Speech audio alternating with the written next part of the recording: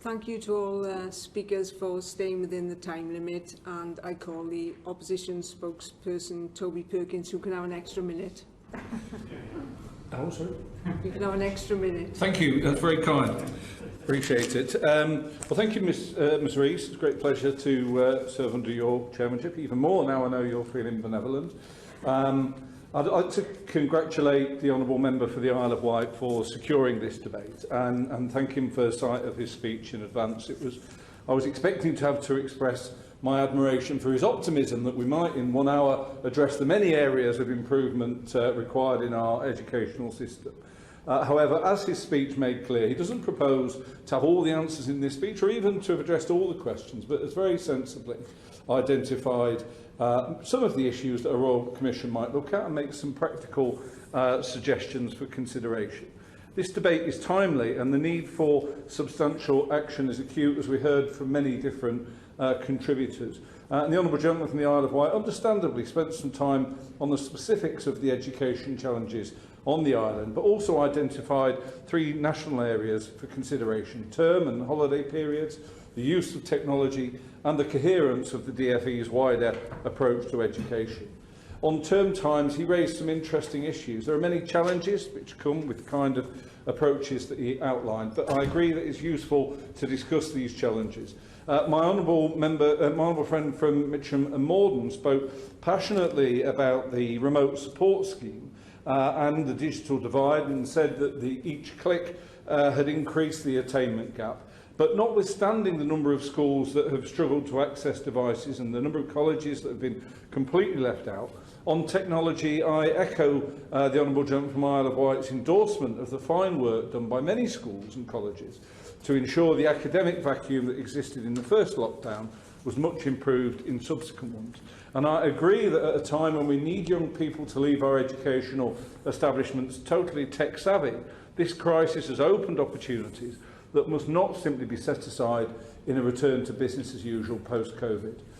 On the coherence of the current system, I couldn't agree more, both in schools, in further education, closing of Sure Start, the huge growth in different apprenticeship standards, the extent to which so many academies leave parents feeling they have no voice. We feel strongly this government is one that has removed the sense of a systematic approach to education. I'll go further than the Honourable Gentleman from the Isle of Wight did, and say that whilst there are good providers in all areas of our educational system, there has to be a more systematic approach that empowers learners and their parents, supports educators, involves employers and local decision makers, and I'm afraid to say that the Skills White Paper offers us little hope that the government's approach is likely to become much more systematic in the future. Ms Rees, I'd like to touch upon the contributions of many honourable friends and members. My friend from Hull West and Hessel spoke passionately about the forgotten children with special educational needs and made a specific challenge that we look forward to the Minister responding to in his contribution. The Honourable Lady from Bath was right about the pressures on our further education system and the need for a more holistic approach that recognises the need for FE and HE to work together. The Honourable Lady from North Devon described this as a watershed moment for education and expressed the need, I think lots of us feel, for government to have a response that matches the scale and size of the moment. My honourable friend from Mitcham and Morden was excoriating in her analysis of government's record on education over the COVID crisis. The honourable gentleman from Westmoreland focused on the challenges facing our outdoor education centres, and the honourable gentleman from Strangford spoke about the number of children that are falling behind and the pressure that there is throughout our educational system and the need to recognise that in the response post-COVID. Now, the Labour Party recognises that a decade of underinvestment in our educational system in general, and as the Shadow Skills Minister, I would say in further education and skills in particular, has left our nation less well prepared for the challenges of the next decade. And COVID has simply exposed many of those challenges more graphically. Labour also recognises the need for an evidence-based response to these challenges post-COVID and recently launched the Bright Futures Task Force with, I have to say, a dazzling array of contributors that have agreed to take part that I think will provide a really excellent piece of work to address this area. That task force aims to identify the causes of the academic attainment gap as it pertains to poverty, to economic disadvantage, to race and to many other areas, and identify measures that a future Labour government could take to address those.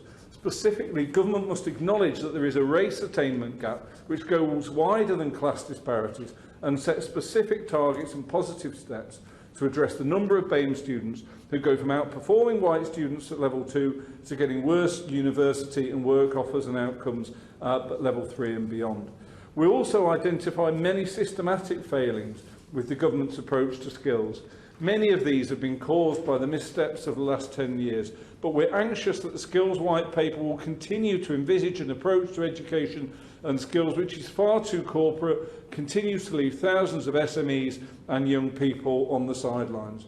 On apprenticeships, apprenticeships must be the gold standard, and government should recognise that their failure on apprenticeship incentives and on kickstarts means they need a fresh approach, and I would urge the Minister to look again at Labour's apprenticeship wage subsidy proposal. So this has been a very welcome debate, Ms Rees, and I share the honourable gentleman from Isle of Wight's view that there is a need for government to move with real urgency and scale if the hard work of our educators isn't going to be left facing an uphill challenge in the global race to give English youngsters the opportunities to compete with the very best in the world. Yeah.